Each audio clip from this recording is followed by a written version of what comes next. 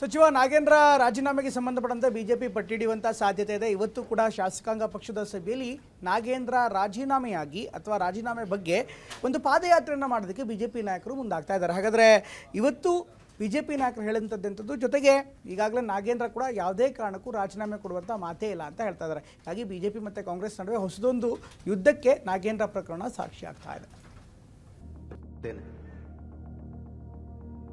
ರಾಜಕೀಯ ಪ್ರೇರಿತವಾದಂತ ಒಂದು ಕೇಸುಗಳನ್ನು ಹಾಕಲಿಕ್ಕೆ ಪ್ರಯತ್ನ ಮಾಡ್ತಾ ಇದ್ದಾರೆ. ಚಾರ್ಜ್ ಶೀಟ್ ಸಲ್ಲಿಕೆ ಆಗಿದೆ, ಇನ್ನೂ ಕೂಡ ನಿರಪರಾಧಿ ಅಂತೇಳಿ ಪ್ರೂವ್ ಆಗಿಲ್ಲ. ವಿನಾಕಾರಣ ಇಲ್ಲ ಸಲ್ಲದ ಆರೋಪಗಳನ್ನು ಮಾಡಬೇಡಿ. ತನಿಖೆ ಸಂಪೂರ್ಣವಾಗಿ ಮುಗಿಯೋವರೆಗೂ ಕೂಡ ಸ್ವ ಇಚ್ಛೆಯಿಂದ ರಾಜೀನಾಮೆ ಕೊಟ್ಟು ಹೊರ ಬರಬೇಕು. ಸಂಪೂರ್ಣ ದುಡ್ಡು ವಾಪಸ್ ಬಂದಿದೆ. ಸರ್ಕಾರ ಬಗ್ಗೆ ಹೇಳಕ್ಕೆ ಏನು ವಿಷಯ ಇಲ್ಲ. ಭ್ರಷ್ಟಾಚಾರದ ವಿಚಾರದಲ್ಲಿ ಚರ್ಚೆಗೆ ಬರಲಿ, ಚರ್ಚೆ ಮಾಡ್ತೇವೆ.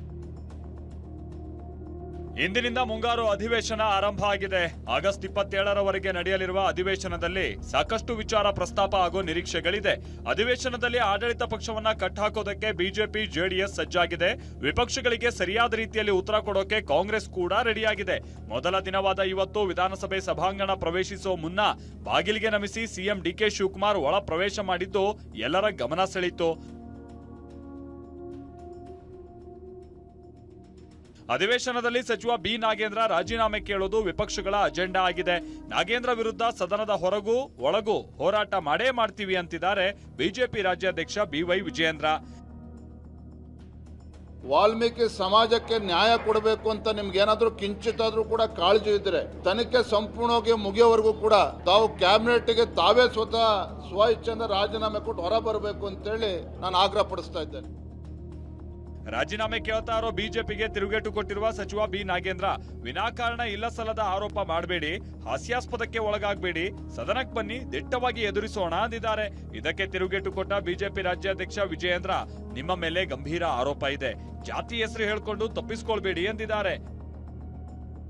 ವಿರೋಧ ಪಕ್ಷದವ್ರಿಗೆ ಹೇಳ್ತೀನಿ, ವಿನಾಕಾರಣ ಇಲ್ಲ ಸಲ್ಲದ ಆರೋಪಗಳನ್ನು ಮಾಡಬೇಡಿ. ದಯಮಾಡಿ ನೀವು ಬನ್ನಿ, ಹೆಲ್ದಿ ರಾಜಕೀಯ ಮಾಡೋಣ ಅಂತ ಬನ್ನಿ, ಸದನದಲ್ಲಿ ಬನ್ನಿ, ಮಾತಾಡೋಣ ಅಂತ. ಯಾವಾಗ ನಿರಪರಾಧಿ ಅಂತೇಳಿ ಪ್ರೂವ್ ಆಗ್ತದೆ ಆವಾಗ ಮತ್ತೆ ಮಂತ್ರಿಗಳಾಗ್ಲಿ ನಾಗೇಂದ್ರ ನಮ್ದೇನ್ ಅದ್ರ ಬಗ್ಗೆ ಅಭ್ಯಂತರ ಇಲ್ಲ. ಆದರೆ ಇಂಥ ಘೋರ ಆರೋಪ ಆಪಾದನೆ ನಿಮ್ಮ ಮೇಲಿದ್ದಂತ ಸಂದರ್ಭದಲ್ಲಿ ಈ ರೀತಿ ಜಾತಿಯ ಹೆಸರು ಹೇಳ್ಕೊಂಡು ತಪ್ಪಿಸ್ಕೊಳ್ತಕ್ಕಂತ ಪ್ರಯತ್ನ ಮಾಡಬಾರ್ದು.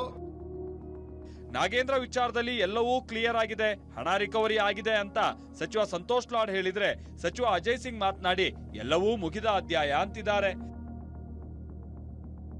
ಕೆಲವು ಪ್ರಶ್ನೆಗಳು ಅವ್ರು ಕೇಳ್ತಕ್ಕಂಥ ಅಧಿಕಾರದ ಕೇಳಿ, ಆದ್ರೆ ನಾಗೇಂದ್ರ ವಿಷಯದಲ್ಲಿ ಯಾವಾಗ ಆತರ ಅವ್ರ ಮೇಲೆ ಆರೋಪ ಬಂತು ಅವ್ರು ರಿಸೈನ್ ಮಾಡಿದ್ರು. ಅದಾದ್ಮೇಲೆ SIT ಕಾನ್ಸ್ಟಿಟ್ಯೂಟ್ ಆಯ್ತು, ಪ್ರೋಬ್ ಆಯ್ತು, ಅದರಲ್ಲಿ ಅವ್ರ ಹೆಸರು ಮೇಲೆ ಎಲ್ಲಿ FIR ನಲ್ಲಿ ಅವ್ರ ಹೆಸರು ಇರಲಿಲ್ಲ. ಅದಾದ್ಮೇಲೆ ಸೆಂಟರ್ ಇಂದ ED ಬಂತು, ಆ ಕೇಸ್ ನಡೀತಾ ಇದೆ. ಬಟ್ ಆಸ್ ಆಫ್ ನೌ ನನಗಿರ್ತಕ್ಕಂಥ ಮಾಹಿತಿ ಪ್ರಕಾರ ಸಂಪೂರ್ಣ ದುಡ್ಡು ವಾಪಸ್ ಬಂದಿದೆ. ಈಗ ಬಿಜೆಪಿ ಅವರಿಗೆ ಸರ್ಕಾರ ಬಗ್ಗೆ ಹೇಳಕ್ಕೆ ಏನು ವಿಷಯ ಇಲ್ಲ. ಇವಾಗ ನಾಗೇಂದ್ರ ಅವರು ಮುಗ್ದಿರುವಂತ ಒಂದು ಆದಾಯ ಎಲ್ಲಾ ಸಂಪೂರ್ಣವಾದ ಒಂದು ಡೀಟೇಲ್ಸ್ ಅದ್ರ ಬಗ್ಗೆ ಮಾಹಿತಿ ಬಗ್ಗೆ ಬೇಕಿದೆ ಅಧಿವೇಶನದಲ್ಲೂ ಕೂಡ ನಾವೆಲ್ಲರೂ ಕೂಡ ಹೇಳ್ತೀವಿ. ಬಿಜೆಪಿಯವರು ಈ ಒಂದು ಸರ್ಕಾರ ಬಗ್ಗೆ ಹೇಳಕ್ಕೆ ಏನು ವಿಷಯನೇ ಇಲ್ಲ.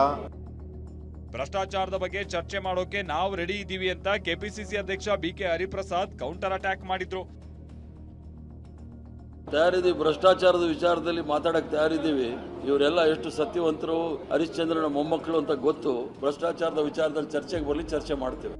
ಅದೇನೇ ಹೇಳಿ, ಸದನದಲ್ಲಿ ನಾಗೇಂದ್ರ ರಾಜೀನಾಮೆ ವಿಚಾರ ಭಾರಿ ಹಂಗಾಮಕ್ಕೆ ಕಾರಣ ಆಗೋದಂತೂ ನಿಜ. ಅದಕ್ಕೆ ವಿಪಕ್ಷಗಳು ಕೂಡ ಸಜ್ಜಾಗಿ ನಿಂತಿವೆ. Bureau report, TV9.